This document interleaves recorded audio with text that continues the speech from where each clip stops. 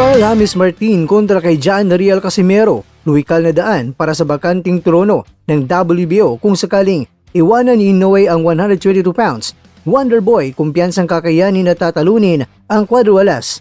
Isang malaking hamon at matinding panawagan ngayon ang maalingaw-ngaw sa mundo ng boxing matapos bigyang diin ng veterano at iginagalang na sports analyst at kolumnista na si Dean Quinito Hinson na dapat nang ihanda at ikasa ang mega fight sa pagitan na dalawang pambato ng Pilipinas, ang dating 3-division world champion na si John Riel Quadro-Alas Casimero at ang sumisikat na undefeated contender na si Carl James Wonderboy Martin.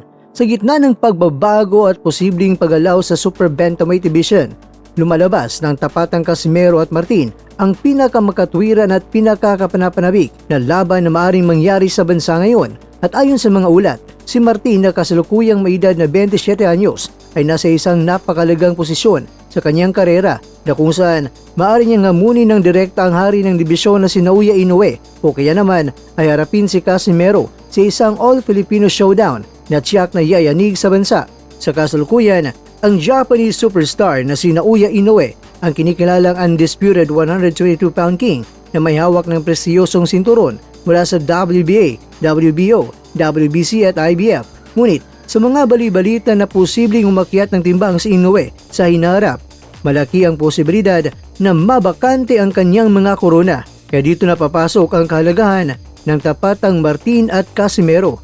Sa pinakauling ranking ng World Boxing Organization, si John Riel Casimero ay matatag na nakaupo sa number 4 spot. Bagamat ang number 2 dito mga kwento na si Junto Nakatani ay nagpapagaling pa mula sa kanyang pagkatalo kay Inoue at ang number 3 naman na si Sam Goodman ay abala at nakataktang lumaban kay Ryusuke Nishida para sa interim IBF Super Bantamweight crown. Si Casimero ang natitirang pinakaluhikal at karapat-dapat na katunggali. Kung tuluyang bibitawan na ni Inoue ang kanyang WBO na trono, ang bakanting upuan ay direktang paglalabanan ng mga nangunguna na contender. Kaya dahil dito, ang pagharap ni Martin at Casimero ang ideal na hakbang upang matukoy kung sino ang karapat-dapat na maging susunod na kampiyon ng buong mundo. Sa kabila ng kanyang edad na 27 anyos, kumpara sa 37 anyos na si Casimero, napakita ng buong tapang at matinding kumpiyansa si Carl James Martin. Ayon kay Martin, hindi niya uurungan ang lakas ng isang dating 3-division world champion, kaya ganyang sinabi na kaya niyang saluhin at sabayan ang kilalang mabigat na suntok ni Casimero at mayroon siyang sapat na abilidad upang talunin nito sa ibabaw ng lona. Gayunpaman, nilinaw ng batang boksingero na hindi nawawala ang kanyang pag-aalang sa nakakatandang mandirigma. Malaki ang respeto ko kay Casimero, ani ni Martin. Magaling siya, matapang at malakas. Ang bayag nito mga kwento ay nagpapakita ng sportsmanship, ngunit may karakip na babala na handa siyang tapusin ang era ng dominasyon ng Quadro-Alas.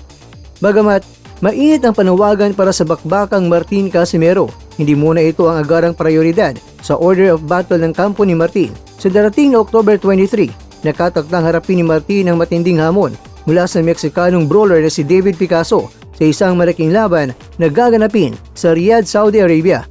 Ang laban nito laban kay Picasso ay tinuturing na acid test para kay Martin. Ang tagumpay sa Riyadh ang magsisilbing susi upang tuluyan niya maangkin ang karapatan para sa isang world title shot. Kung mapapabagsak o malalagpasan niya si Picasso, wala nang makakapigil pa sa pag-usad ng kanyang karera patungo sa tugatog ng tagumpay. Maging si Inoue o si Casimero man ang kanyang makatapat sa susunod. Mga kwento, ang mensahe ng eksperto mula kay Dean Quinito Hinson ay malinaw. Ang boxing sa Pilipinas ay nangangailangan ng isang malaking mitsa upang muling magliyab at ang tapatang John Riel Casimero at Carl James Martin ang perpektong sagot dito. Handa na ang kabataan, bukas ang pintuan sa pagkakataon at naghihintay ng buong bansa sa opisyal na pagkasa ng makasaysayang laban na ito. Carl James Martin kontra John Riel Casimero.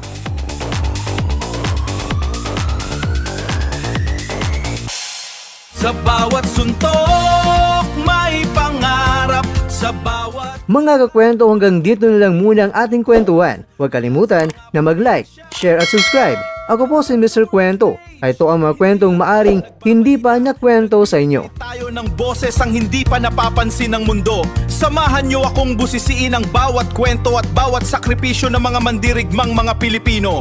Ito ang kwentong di pa nakwento. Pilipinas para sa mundo. Pilipinas para sa mundo.